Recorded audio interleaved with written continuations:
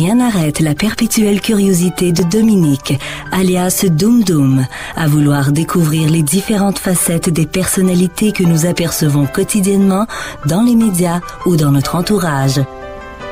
Ces entrevues nous feront découvrir ceux pour lesquels nous éprouvons de la curiosité, de l'admiration ou un amour inconditionnel. Soyez des nôtres pour cette aventure radiophonique qui nous mènera de surprise en surprise.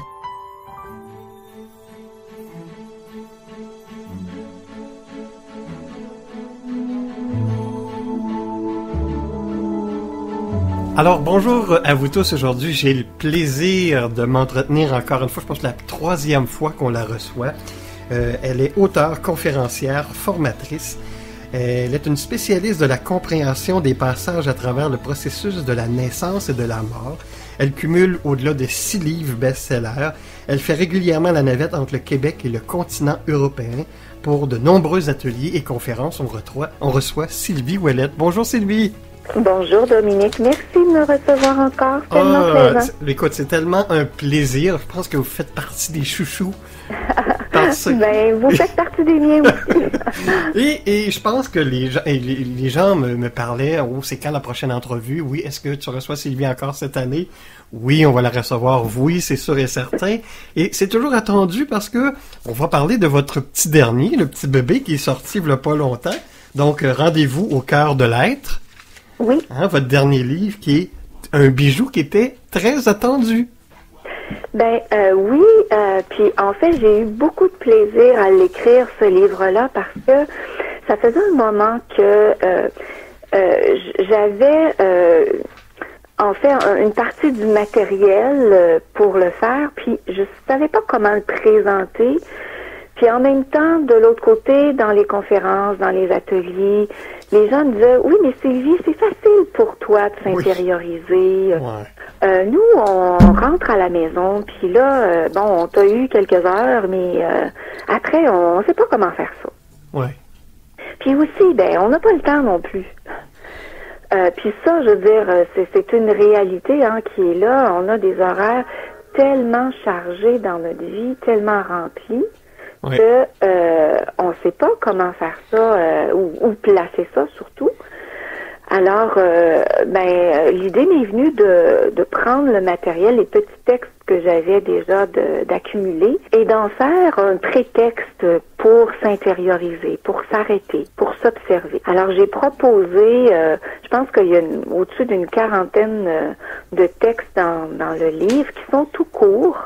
Puis après, je propose des questions, des moments où on peut s'intérioriser, puis aller voir qu'est-ce que le texte y résonne en moi, puis pourquoi je réagis comme ça, puis est-ce qu'il y a quelque chose qui m'agace là-dedans, ou est-ce qu'il y a quelque chose au contraire qui me fait vibrer. Ce sont des petits textes, mais des petits moments aussi pour être en contact avec soi.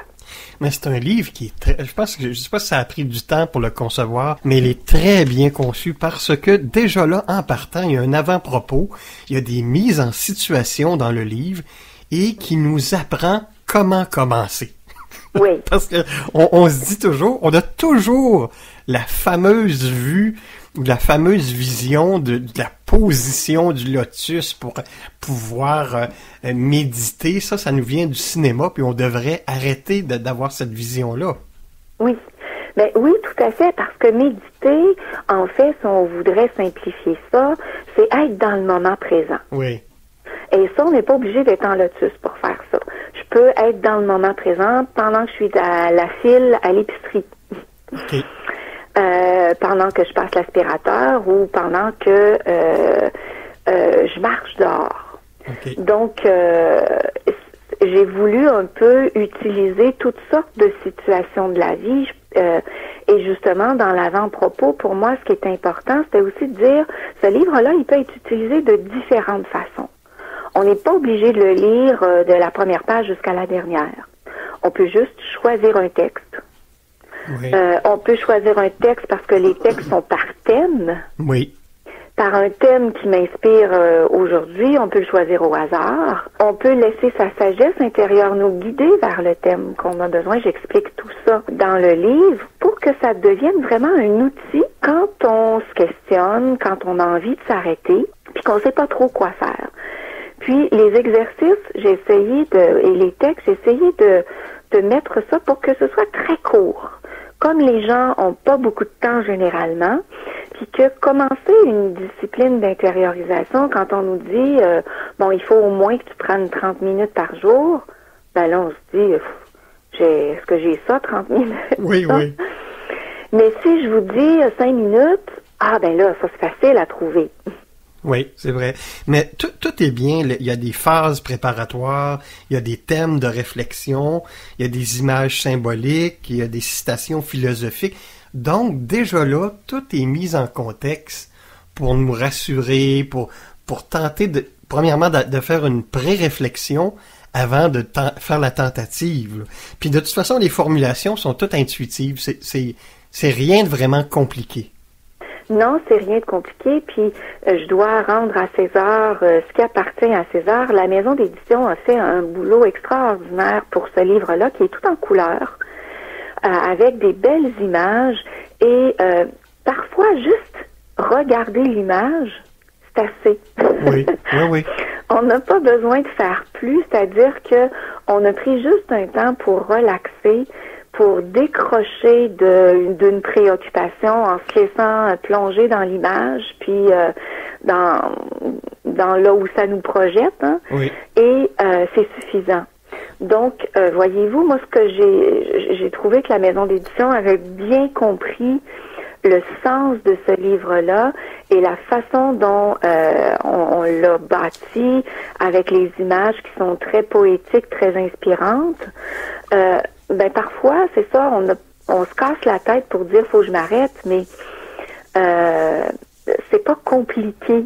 C'est juste de se donner le temps de s'arrêter. Oui, puis en plus, il y a des petites formulations, puis des aides pour valider toutes les étapes que l'on fait une après l'autre. Déjà là, ça aide beaucoup. Mais qu'est-ce que vous avez à dire? C'est vrai, on vit dans un monde électrique. Hein? On dirait que on n'a jamais le temps. On court après le temps. Et c'est vrai qu'on prend pas le temps de focusser sur le moment présent. Et ça n'est une forme de méditation. De dire, on regarde les arbres, waouh, c'est beau les arbres, waouh, les reflets, et de constater le moment présent, ça n'est toute une réflexion, ça n'est une méditation.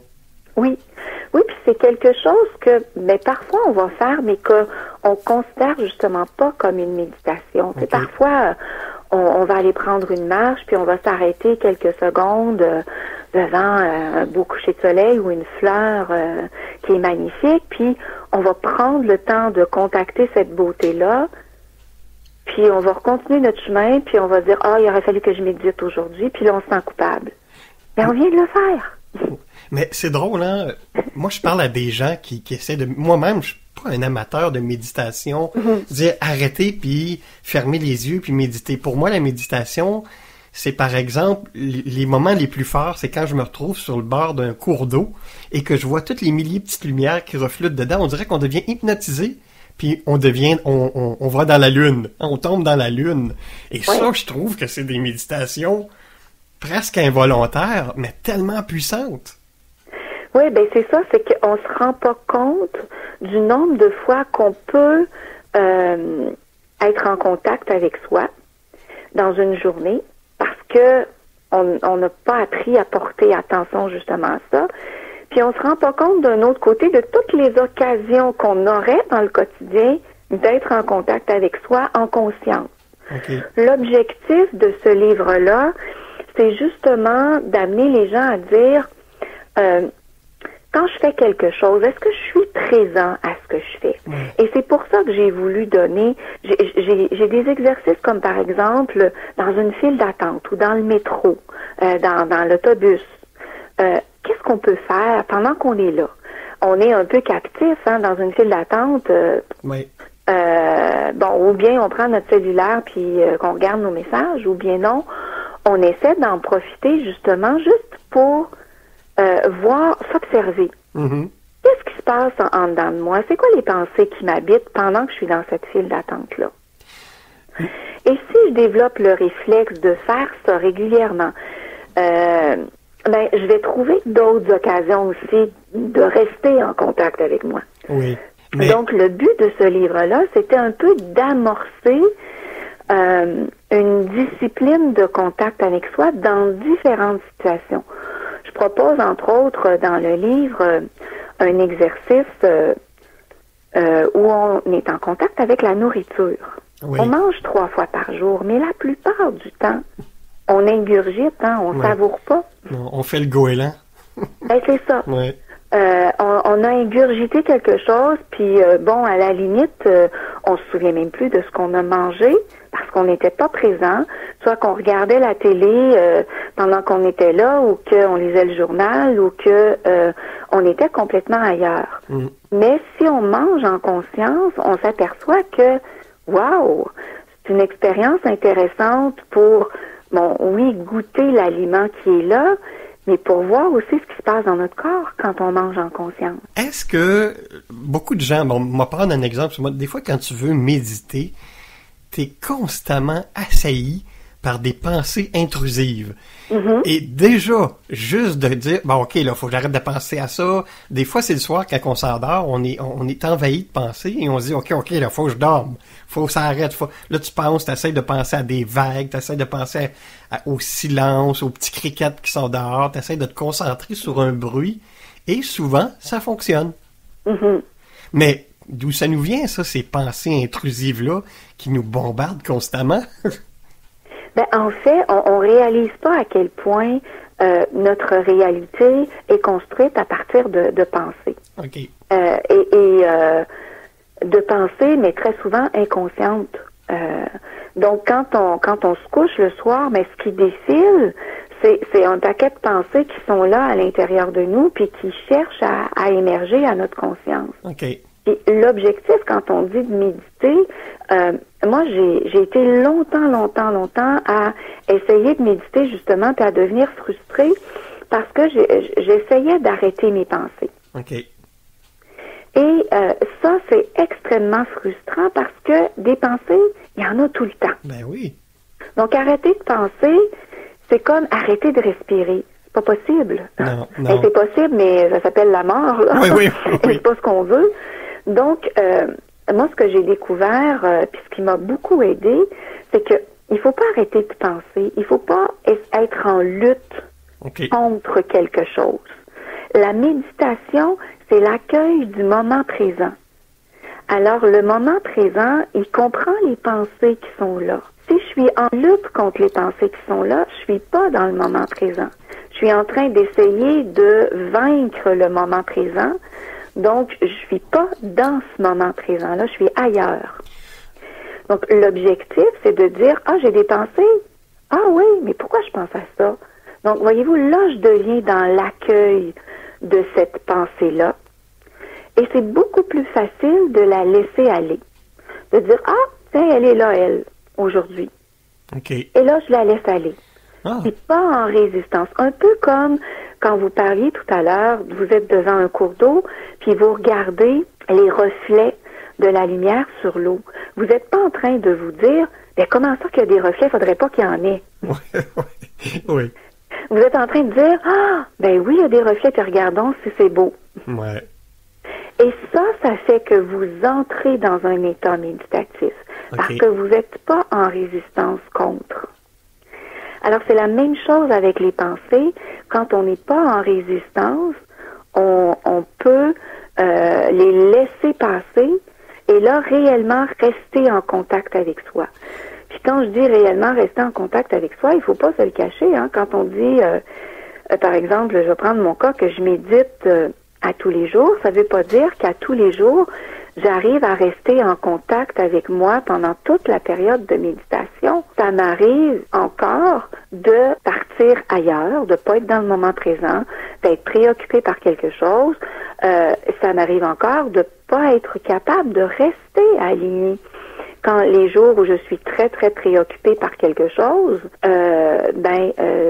j'ai plus de difficultés à rester centrée. Et ça, c'est normal. Plus on est dans l'accueil de la préoccupation, moins on va être sous l'emprise de la préoccupation. Dans le fond, il faut laisser ces pensées-là faire leur chemin. Est-ce que le fait de se concentrer, est-ce qu'on peut les orienter, dire, mettons qu'on a des pensées négatives, est-ce qu'on peut dire, oh non, je pense plus à ça, je pense à d'autres choses, j'oriente mon regard ailleurs. Des fois, mettons qu'on on vit un cauchemar. Bon, moi à ce moment-là, je me lève, je vais me changer des idées, puis je reviens. Donc, c'est comme si ça effaçait ce qu'on venait de vivre. Donc, c'est un peu ce principe-là. Parce que la plupart du temps dans la vie, en tout cas, souvent, on marche au radar. Souvent, on se dit, bon, on vit un événement, puis on se dit, mon Dieu, pourquoi j'ai pas pensé à ça avant? Pourquoi j'ai pas pris le temps de m'enligner, de me concentrer? C'est souvent ce qui arrive. Oui, mais en même temps, Dominique, les choses arrivent quand elles sont justes. OK. Tout vient à nous, les prises de conscience, comme vous venez d'évoquer, viennent à nous quand c'est juste. OK. Alors, si c'est pas arrivé à nous avant, c'est parce qu'il manquait quelque chose. Il faut voir ça comme une pièce de puzzle. OK. Le casse-tête qu'on est en train de faire, on va avoir l'image ou une portion de l'image quand tous les morceaux sont en place. Oui. Et on se dit pas, une fois qu'on vient de poser une pièce, mais comment ça se fait que j'ai pas compris ça avant, que c'était ça? Parce qu'on réalise qu'on pouvait pas le comprendre avant. C'est justement la dernière pièce qu'on vient de poser qui nous permet de comprendre la portion de casse-tête qu'on vient de faire. Mais c'est la même chose dans nos prises de conscience. Tant que tous les éléments sont pas en place, on peut pas avoir la prise de conscience. OK. Donc, par exemple, si on revient à ce que vous disiez, on est dans une situation où on a plein de pensées négatives. Mm-hmm. La meilleure façon de sortir de ces pensées négatives-là, c'est premièrement de ne pas être en lutte contre elles. Moins je vais vouloir avoir des pensées négatives, plus elles vont devenir fortes. Pourquoi? Parce que tout ce qui vient dans notre monde de pensée est un message pour nous faire comprendre quelque chose. Okay. Donc, le message, il faut le voir comme étant, imaginons le postier qui vient nous livrer une lettre, et lui, son boulot, c'est de nous la donner, la lettre. Okay.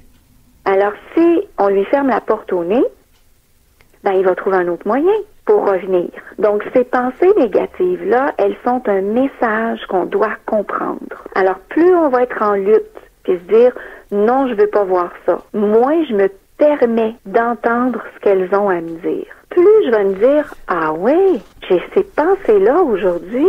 Comment ça donc? C'est pas mon habitude d'avoir ce genre de pensée-là. Voyez-vous la différence? Oui.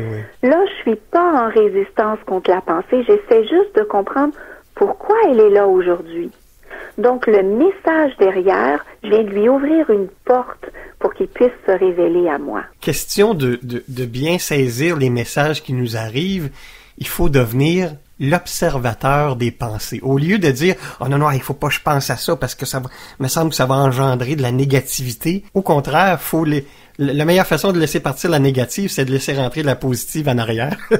Oui, donc, il faut devenir observateur. C'est ça, c'est que par essence, on oublie constamment qu'on est la paix, l'amour et la joie. Donc, s'il y a une pensée négative à l'intérieur de nous, c'est parce qu'on s'est éloigné de cette essence-là. Il y a quelque chose en nous qui est comme désaligné. Et les pensées négatives nous aident à comprendre qu'est-ce qui est désaligné. Mais si je les écoute pas, puis les écouter, ça veut pas dire suivre ces pensées-là ou se laisser sous l'emprise. Ça, c'est la différence. Ouais. C'est-à-dire que, imaginons, je sais pas, moi, que je me mets, je sais pas, moi, bon, je vis une situation difficile, puis là, je me mets à me dire, ça va mal, puis ça va donc bien mal aujourd'hui, puis là, je suis là-dedans, là. Là, si je continue de me dire ça va donc bien mal aujourd'hui, là, je vais alimenter ce côté négatif-là, puis je vais créer quelque chose qui sera pas agréable. Et évidemment, plus je vais me dire que ça va mal, ben plus ça risque d'aller mal. Hein? Ça, c'est la grosse logique. Donc, je sais bien ça, puis je veux pas l'alimenter. Mais ce que je vais faire, quand je vais m'apercevoir que je suis en train de penser que ça va mal, au lieu de me dire non, je veux pas penser ça, je vais me dire juste ah oui, pourquoi je pense ça, donc ça va mal aujourd'hui? Normalement, j'ai tous les outils en moi pour régler les situations que j'ai besoin. Donc, qu'est-ce qui fait que j'ai cette pensée-là? Puis je fais juste soulever la question sans essayer de me casser la tête pour trouver la réponse. C'est un peu comme si poser la lettre sur la table, puis repartir, puis je me dis, bon, quand ça sera le temps, là, le contenu de la lettre, j'en prendrai bien connaissance. Puis, je pourrais plus tard, dans la journée ou dans la semaine, avoir un flash pour me faire comprendre pourquoi j'avais ces pensées-là. Qu'est-ce qu'il y avait derrière? Peut-être que j'ai une croyance que quand ça se met à aller mal, tout va mal. Puis c'est bizarre parce que, tu sais, on parle toujours de quelque chose qui est intangible. Mais par contre, pour moi, les meilleurs exemples, c'est quand on se retrouve devant, mettons qu'on est sur le sommet d'une montagne puis qu'on a une vue magnifique, on observe, on se pose pas de questions, mais on devient contemplatif, on regarde puis on n'est pas en extase, là, mais je me dirais que c'est tellement beau, tu sais, mais on se le dit même pas, mais on fait juste le penser, puis on laisse le flot circuler. Et parfois, c'est drôle, quand on est dans des situations comme ça, on dirait qu'on pense plus à rien. On dirait qu'on focus sur le paysage. C'est tellement beau, il se passe plus rien, mais l'état dans lequel on se trouve à ce moment-là, c'est de la plénitude, c'est un peu comme de l'extase. Je sais pas comment l'expliquer vraiment, là, mais... Mm-hmm. Et c'est ça, puis je veux dire, moi, ce que je trouve le plus merveilleux, c'est que ça, on fait ça tout naturellement. C'est pas quelque chose qu'on a contrôlé. Oui. On n'a pas voulu devenir en extase à ce moment précis-là. On s'est juste abandonné et l'extase vient. Et c'est ça aussi qu'il faut comprendre quand on parle de méditer, quand on parle de s'intérioriser. C'est pas quelque chose qu'on contrôle. C'est quelque chose qui est là, auquel on va s'abandonner ou auquel on va lâcher prise. Donc, à chaque fois que j'essaie de faire quelque chose dans le contrôle, c'est à côté, mais complètement de ce que je cherche à atteindre. C'est vrai. Je pense que c'est la plus grande frustration que les gens subissent. Ils veulent tellement le faire qu'ils prennent un contrôle et alors qu'ils devraient s'abandonner. Oui. Puis, je veux dire, c'est normal, puis il faut pas se taper sur la tête, parce qu'on est dans une société de contrôle. Oui. Donc, on a appris à tout contrôler les choses et c'est un peu pour ça aussi l'objectif du livre, de dire, on peut apprendre à lâcher sur des petites choses. Et c'est ça, puis je veux dire, on se rend pas compte à quel point c'est simple. Je regarde un des outils les plus extraordinaires qu'on a à notre portée pour tomber en état méditatif. C'est la marche. Oui. Ah oui? Oui. Pourquoi? Parce que pendant qu'on marche, les deux hémisphères du cerveau vont se syntoniser avec le mouvement des bras. Okay. Et c'est quoi être centré? C'est que nos deux hémisphères fonctionnent au même rythme. Quand on est décentré ou désaligné, qu'est-ce qui se passe? C'est qu'il y a un des hémisphères qui fonctionne plus que l'autre. Donc, la marche nous ramène tout naturellement à un état de centration, puis on le fait sans même s'en rendre compte. Combien de fois on est parti, par exemple, prendre une marche parce que on n'en pouvait plus, là. On se dit, je vais aller prendre l'air, là, c'est assez. Oui, c'est vrai. Et on revient, mais complètement apaisé. C'est un réflexe naturel, pourtant. Oui. Donc, voyez-vous, c'est simple, c'est même pas quelque chose qu'on contrôle. On va marcher et ça se fait tout seul. Mais, ce qui est intéressant, c'est que quand on va marcher, on peut aussi susciter le mouvement en étant plus conscient, en essayant de rester présent à ce qui se passe autour de nous ou à ce qui se passe dans notre corps. Ouais. Ça, c'est une façon de s'entraîner, plutôt de marcher puis de se laisser vagabonder partout dans nos pensées. On peut essayer de rester plus présent. Donc, le livre, il est bâti de plein de petits trucs comme ça pour se dire, utiliser les choses qu'on fait déjà, mais juste les faire autrement. Il y a un guide aussi que le guide virtuel. Parlez-moi un peu du guide virtuel par rapport au livre. Oui, en fait, comme c'est un livre d'exercices et que c'est parfois difficile de faire des exercices en essayant de lire, est-ce que je suis bien est-ce que c'est ça les bonnes instructions? Une équipe avec qui je travaille, qui s'appelle Novatori, m'a proposé de faire les exercices en version audio. Okay. Donc, tous les 40 quelques exercices ont été enregistrés et les personnes qui trouveraient ça facilitant de vouloir avoir la version audio, mais peuvent se la procurer sur Internet et peuvent donc faire les exercices en étant guidés au niveau audio, ce qui permet beaucoup plus de lâcher prise. OK. Qu'est-ce que vous pensez de ça, vous, les gens qui écoutent la musique méditative? Personnellement, j'aime mieux entendre les rainettes le soir là à la brunante. Je trouve ça plus méditatif que musique qui est constamment répétée. Mais bon, ça c'est moi, mais j'imagine que les gens... Vous, est-ce que vous trouvez que c'est un bon outil qui permet la transition à la méditation? Et là, ça, c'est très, très personnel. Oui. Moi, je le vois dans les ateliers. Il y a des gens qui sont absolument incapables de faire les exercices avec de la musique. OK. Et d'autres sont incapables de faire les exercices dans le silence. Puis, il y a ceux qui fonctionnent bien avec les deux. Oui. Moi, je suis du type que je fonctionne bien avec ou sans. J'ai pas de souci. OK. Parfois, certaines journées, j'ai besoin d'avoir un support musical pour m'aider à me centrer. C'est comme si il y a une référence quelque part qui m'aide à être présente. Puis parfois, je préfère sans musique. Okay. Mais donc, c'est très personnel. Maintenant, il faut vraiment aller voir quel type de musique on va choisir parce que ce ne sont pas toutes les musiques qui vont être favorisantes pour la méditation. Ouais. Ça prend quand même une certaine vibration dans la musique pour aider à augmenter le taux vibratoire. C'est ce qui fait que la musique va devenir un allié dans la méditation, au même titre que vos rainettes, la nature devient un élément qui aide à l'élévation du taux vibratoire. Ouais. Donc, il faut trouver juste qu'est-ce qui est favorable à ça. Puis, je fais une petite parenthèse. Oui. Quand on fait ce qu'on appelle une méditation guidée, c'est pas vraiment une méditation comme on l'entend au sens pur du terme. On est en train de faire quelque chose quand on fait une méditation guidée. Hein? On n'est pas juste en contact avec soi dans le moment présent.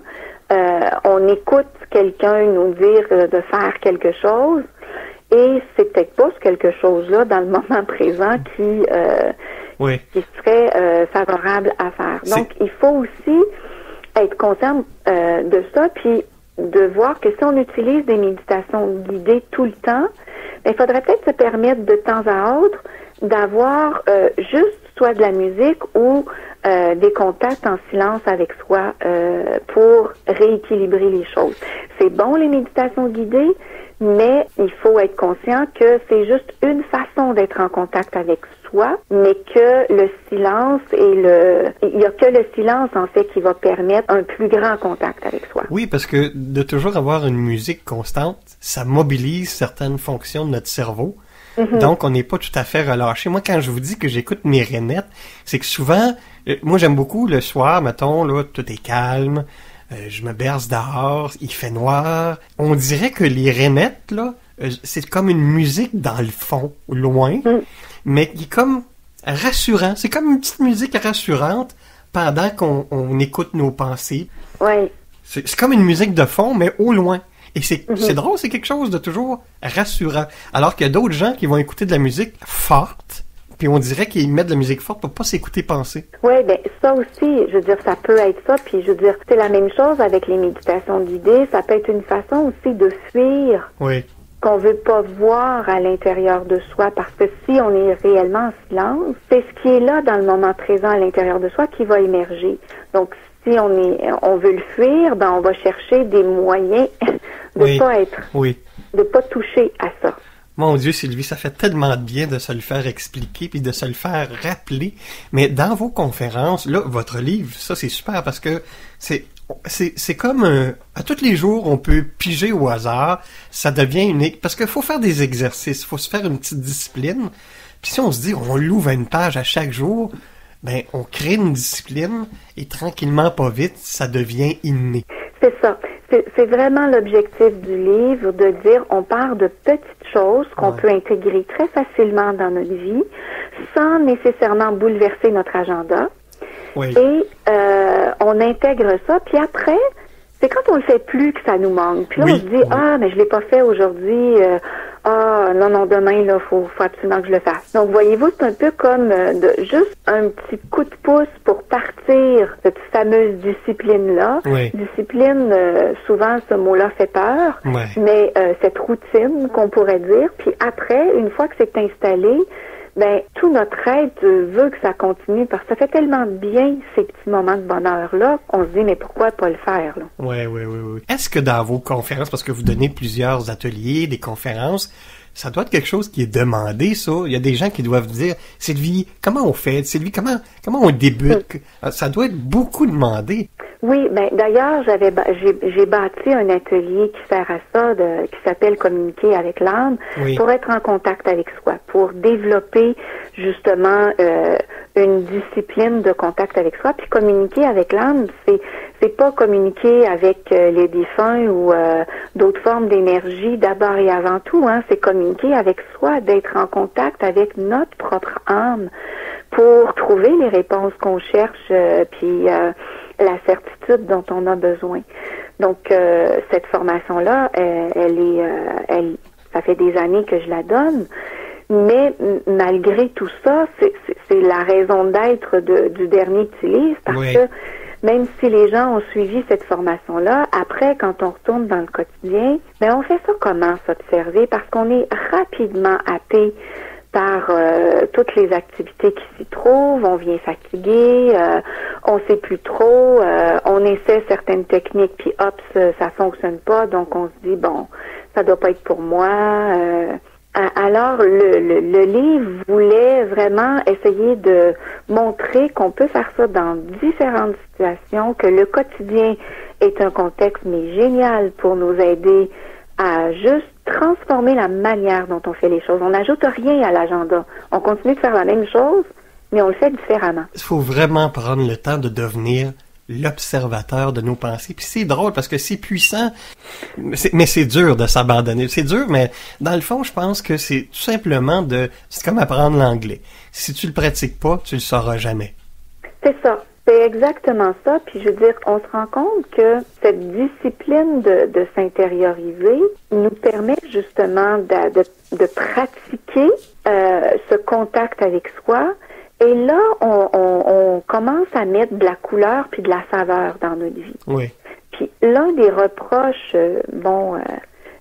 les plus fréquents qu'on va voir chez les gens, particulièrement aujourd'hui, c'est on n'a pas le temps de vivre. On n'a pas le temps de vivre, ça va trop vite. Ça, c'est justement en transformant des petites choses dans notre vie. On réduit pas nécessairement l'agenda, mais on fait juste utiliser des moments. Je suis au coin de la rue en train d'attendre la lumière rouge, puis il y a quelqu'un qui attend pour passer.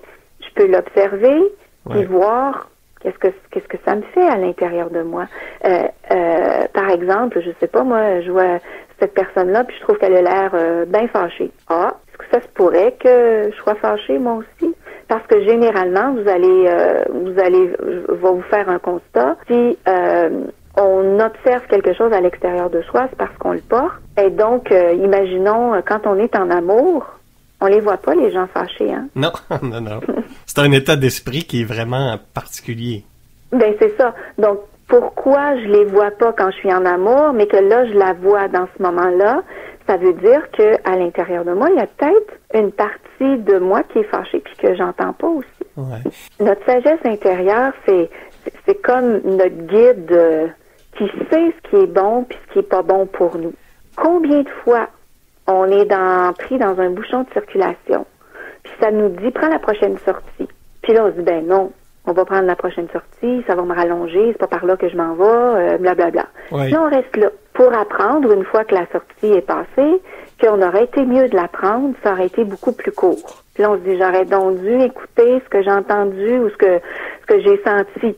Mais ça c'est notre sagesse intérieure qui nous a donné un petit conseil puis qu'on n'a pas écouté. Mais ça arrive régulièrement qu'on passe à côté de ces informations-là. Pourquoi? Parce que on est habitué de fonctionner avec la voix de la raison et non pas avec la voix de la sagesse intérieure et que le premier réflexe, ça va être d'écouter la voix de la raison, pas la voix de la sagesse intérieure. Et en s'observant de plus en plus, ben, on se rend compte de ces fois-là où on a bien entendu la sagesse intérieure puis qu'on l'a pas écoutée, ce qui fait que quand elle se manifeste après, ben, ça va être plus facile de l'écouter. Puis là, on s'aperçoit que, waouh, il y a plein d'affaires comme ça qu'on a. Prends cet objet-là. Je raconte souvent un exemple qui m'est arrivé assez récemment. J'étais dans un train et j'arrivais à destination, puis il fallait que je prenne mes sacs et tout. Donc, je me penche et par terre, je vois un bouton. Et intérieurement, j'ai l'élan, c'est comme si ça me dit, prends-le. Je prends le bouton dans mes mains, je l'observe et je me dis, mais c'est pas à moi, ça. Et j'entends encore, prends-le. Puis là, je me dis, mais voyons, on va prendre un bouton, là. Pas à moi, puis je vois pas ce que je vais faire de ça, là. Je collectionne pas les boutons. Ouais. Donc, je remets le bouton par terre, puis je me dis, bon, ben, la personne à qui ça appartiendra, elle va être peut-être contente de le retrouver. Oui. Donc, je sors du train, je m'en vais à l'hôtel. J'arrive à l'hôtel, j'enlève mes chaussures. Et je m'aperçois, puis les chaussures, ça fait au moins 2 ans que je les ai, je m'aperçois que sur les chaussures, il y a 4 petits boutons. Et il en manque un. Il est dans le train. Et il est dans le train. Et j'ai jamais vu ce bouton-là sur mes chaussures avant. Et là, je suis partie à rire, j'ai fait, c'est ça, le prends-le. OK, bon, mais je vais écouter davantage la prochaine fois. Mais c'est ça, c'est à ça que ça sert de devenir de plus en plus attentif pour capter ces petites informations-là, puis les suivre, même si on comprend pas. Puis c'est pas toujours facile de les suivre. Bon, la preuve, le petit bouton, ben je l'ai pas pris parce que pour moi, ben je voulais pas m'encombrer de quelque chose qui me semblait, mais à ce moment-là, mais absolument pas utile. C'est vraiment l'important, c'est de prendre le temps de focusser.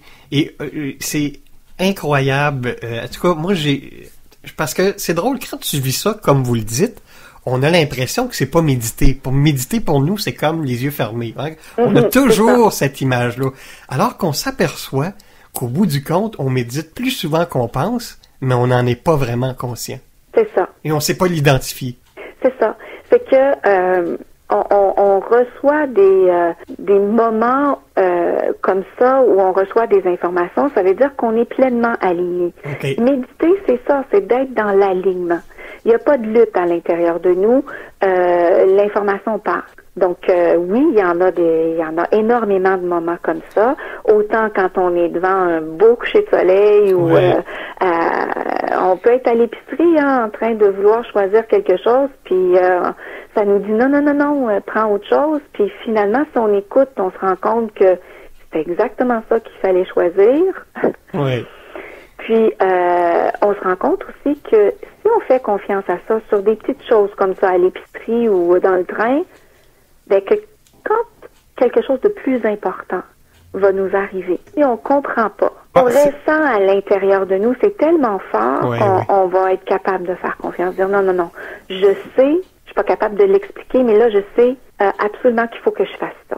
J'aimerais ça aussi qu'on parle parce que dernièrement on vous a vu dans un film, le film de Jean-Yves Billien, Au-delà du miroir. Parlez-nous c'est une belle expérience que vous avez vécue. Oui, c'est une belle expérience. Ça a été un cadeau extraordinaire. J'ai été mise en contact avec le réalisateur Jean-Yves Billien par une amie. Jean-Yves, c'est quelqu'un qui fait des films sur la science et la santé principalement. Okay. Donc, il a près d'une 40aine de films de faits. Et quand je l'ai rencontré, on a eu quelques bons échanges, sur mon travail, sur le sien et tout. Mm-hmm. Puis je lui ai transmis le livre Mourir l'âme en paix. Il l'a lu, puis après il m'a recontacté, puis il m'a dit, je veux faire un film avec toi. Ça fait longtemps, je veux transmettre des informations sur la mort. Tu m'apparaît, l'angle avec lequel tu en parles, c'est vraiment l'angle que moi j'aimerais aborder. Donc, on a mis les choses en place, on a commencé le tournage, puis en cours de route, il m'a dit, sais-tu, je crois que j'aimerais ça aussi que dans le film intervienne un physicien qui s'appelle Philippe Guillemant, que je connais, avec qui j'avais discuté, Monsieur Erwin Laszlo, qui est un philosophe scientifique. Et donc, là, on a réajusté un peu l'idée du film pour que ça soit plus un film de réflexion sur la conscience, la spiritualité, sur la raison d'être ici sur la Terre. Puis bon, on a évidemment abordé la question de la mort et de la préparation à la mort dans le film, mais c'est pas l'objet comme tel du film, c'est qu'une petite partie. On a vraiment voulu avoir un angle beaucoup plus large. Donc, ben voilà l'idée. Le film est sorti en janvier en Europe. Oui. Mais il a été présenté pour la toute première fois la semaine passée ici au Québec. Oui. Et bon, il y a eu un bel accueil. C'est vraiment intéressant.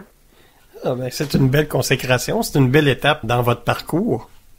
Oui, ben tout à fait. C'est sûr que ça permet de discuter de choses que je parle normalement dans mes activités, mais jamais tout en même temps. Ouais. C'est-à-dire que si je fais une conférence, ça va être sur un thème en particulier, ça sera pas sur tous ces sujets-là. Donc, le film est un beau prétexte pour parler de plein de choses et de les mettre ensemble.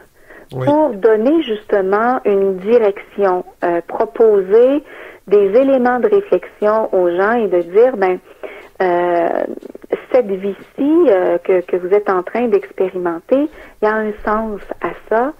Et c'est justement en prenant le temps de s'arrêter, en prenant le temps de s'observer qu'on découvre ce sens-là. Sylvie, votre dernier livre, Rendez-vous au cœur de l'être, et tous les autres livres sont publiés aux éditions du Dauphin Blanc? Tous les autres livres, sauf Mourir l'âme en paix, qui est publié chez Béliveau Éditeur. OK. Donc, mais par contre, les gens peuvent aller sur votre site Internet pour commander les livres directement? Tout à fait, ou en librairie. Ou en dans toutes les librairies, ils sont accessibles. Si le libraire l'a pas, il le commande et ça prend 2 ou 3 jours, puis il est arrivé. Hein, c'est pas très long. Hein. Et les gens peuvent aller voir votre page Facebook également? Tout à fait. J'ai la page Facebook personnelle et professionnelle, donc j'en ai 2. Ils peuvent trouver des informations différentes, mais complémentaires sur les 2 pages. Oui, puis aussi ils peuvent être mis au courant de toutes les formations, les ateliers, les conférences à venir. Tout à fait, et même, j'oserais ajouter un petit quelque chose, et même des voyages que je fais. Ben oui. Dans le sens que depuis l'année dernière, j'ai commencé à accompagner des gens en voyage. L'année passée, on est allé à Cayo Coco à Cuba. Uh-huh.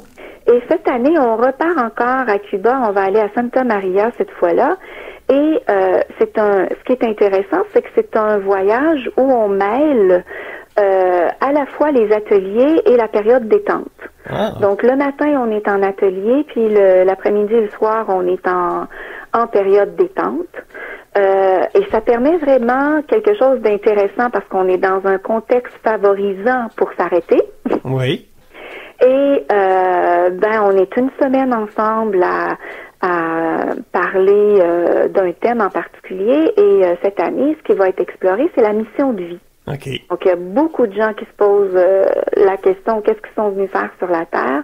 Ben, c'est ça qu'on va explorer cette année.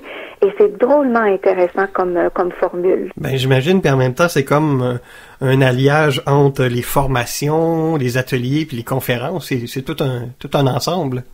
Oui, c'est ça. Puis c'est que ce qui fait la force de ça, c'est qu'on a le temps. Même si je donne un week-end, par exemple, d'atelier, on est là juste 2 jours. C'est 2 jours où c'est très complet, puis après, c'est terminé. Alors que là, on va avoir 5 avant-midi ensemble, où on a le temps de se déposer, on a le temps de faire les choses et d'approfondir dans l'après-midi ce questionnement-là. Ça mijote. Le lendemain, on revient, on peut aller toujours de plus en plus loin. Là. Ah, ben c'est super. Franchement, c'est un beau développement. Je pense que les gens doivent sortir de là non seulement reposés, mais aussi ressourcés. Oui, c'est très, très riche comme semaine d'expérience. En tout cas, ça crée un lien particulier. J'ai vraiment adoré l'expérience de l'année passée. Puis, c'est pour ça qu'on renouvelle aussi cette année pour aller vivre autre chose sur la mission de vie cette fois-là. Ben, Sylvie Ouellette, c'est tellement le fun de jaser avec vous. Puis en plus, les gens vous l'ont sûrement dit, vous avez une voix apaisante. Donc déjà là, ça aide. Et je pense qu'à chaque année, à chaque fois qu'on fait une entrevue ensemble, j'essaie toujours de prendre le plus de temps possible pour donner des exemples de ce que les gens peuvent ressentir et on a toujours des bonnes réponses. Ben, merci. C'est concret. C'est ça qui est l'important. C'est concret parce que c'est pas évident d'avoir des réponses concrètes de quelque chose qui est intangible. Oui, effectivement. Puis dans ce domaine-là, je veux dire, on peut rapidement se perdre dans le côté intangible, effectivement, mais moi j'ai besoin, moi, personnellement, de comprendre les choses de manière très, très concrète, puis je pense que ça fait aussi en sorte que oui. Parce que j'ai ce besoin-là, j'arrive aussi à trouver des exemples concrets pour transmettre l'information. Alors, je rappelle que le dernier livre, Rendez-vous au cœur de l'être, petite pause pour ajouter à l'âme à son quotidien. Donc, c'est une belle initiative pour se créer une discipline pour la méditation, apprendre à comprendre les choses.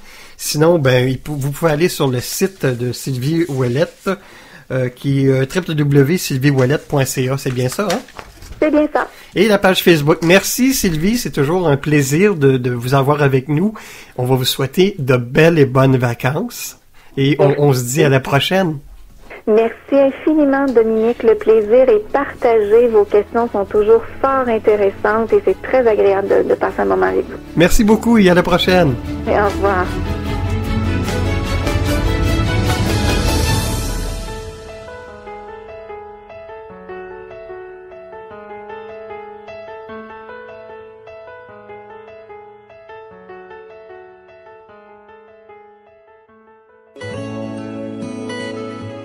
Et si on s'en